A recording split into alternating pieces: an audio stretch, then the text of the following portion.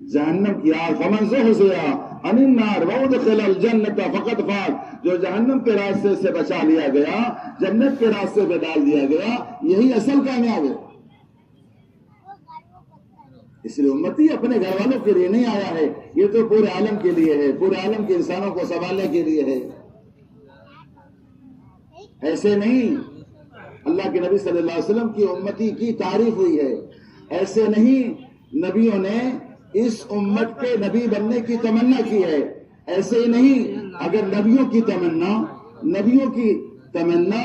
اس امت کے نبی بننے کی قبول نہیں ہوئی، دعا قبول نہیں ہوئی، تو نبیوں نے اس امت کے نبی بننے کی، اس امت کے نبی کی امتی بننے کی تمنا کی۔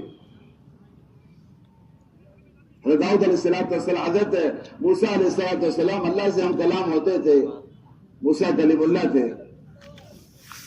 اللہ سے فرمایا، اللہ سے ہم کلام ہوئے، مفہوم ہے اے باری تعالیٰ تورات کی تختیوں پر ایک امت کا تذکرہ پاتا ہوں، تورات کی تختیوں پر ایک امت کا تذکرہ پاتا ہوں، ایک بہترین امت آنے والی ہے جو لوگوں کو بھلائی کا حکم کرے گی، برائی سے منع کرے گی، ایک اللہ پر ایمان رکھے گی۔ اے باری تعالیٰ اس امت کی فضیلت کو دیکھ کر میرے دل میں بات پیدا ہو رہی ہے، مجھے اس امت کا نبی بنا دیجئے۔ باری تعالیٰ نے کہا اے موسیٰ علیہ السلام، اس امت کے نبی کا انتخاب ہو چکا ہے، اس امت کے نبی کا انتخاب۔ مشکوٰۃ شریف کی ایک روایت ہے، اللہ تبارک تعالیٰ نے حضرت عیسیٰ علیہ السلام سے فرمایا اے عیسیٰ علیہ السلام، میں تمہارے بعد ایک امت کو مبعوث کروں گا، ایک امت کو کیا کروں گا؟ مبعوث کروں گا۔ علماء نے لکھا ہے بعثت کا لفظ کسی قوم کے ساتھ نہیں آیا، بعثت کا لفظ نبیوں کے ساتھ مخصوص تھا۔ اللہ نے حضرت عیسیٰ علیہ السلام سے اس امت کے ساتھ بعثت کا لفظ استعمال کیا ہے، اس لیے علماء نے لکھا ہے کام کے اعتبار سے یہ امت مثل انبیاء علیہ السلام کے، کام کے اعتبار سے۔ حضرت داؤد علیہ السلام کا واقعہ امام غزالی رحمۃ اللہ علیہ نے لکھا ہے، اللہ تبارک تعالیٰ نے اس امت کی تعریف حضرت داؤد علیہ السلام کے زمانے میں کی ہے۔ اے داؤد علیہ السلام، میں نے نبیوں والی محنت کے لیے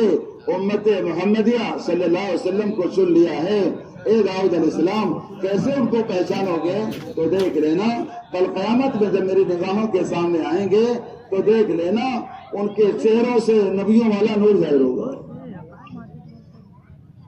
آزار وضو سے اس امت کی پہچان ہوگی، جہاں تک وضو کا پانی جائے گا وہ جگہ، وہ اعضاء کا حصہ اور جسم کا اعضاء وہ حصہ روشن اور چمکدار دکھے گا، اور نبیوں والی محنت کر کے جانے والی کی پہچان اس کے چہرے سے نبیوں والا نور ظاہر ہوگا،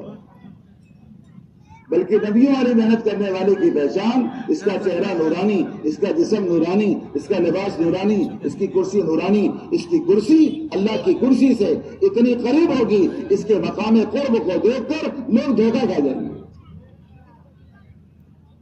حضرت داؤد علیہ السلام نے باری تعالیٰ سے دعا کی ہے، باری تعالیٰ میں آپ کی محبوبیت کو حاصل کرنے کے لیے کوئی آسان سا راستہ چاہتا ہوں۔ باری تعالیٰ نے فرمایا داؤد علیہ السلام، تم میرے بندوں کو جو مجھ سے دور ہیں،